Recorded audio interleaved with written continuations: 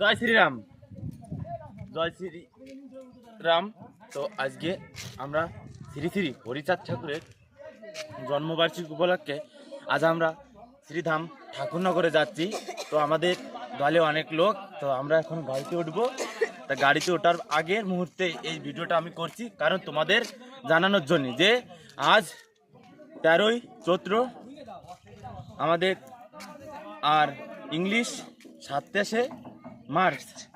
তো অনুষ্ঠানটি শুরু হবে ওখানে পূর্ণ স্নানের জন্য। আমরা সবাই মিলে মতুয়া মহাসংঘের, ভারতের যত মতুয়া মহাসংঘ আছে, মতুয়া দল আছে, তাদের সবাইকে আমরা আহ্বান জানাচ্ছি। তো আমরাও যাচ্ছি, তোমরাও চলো।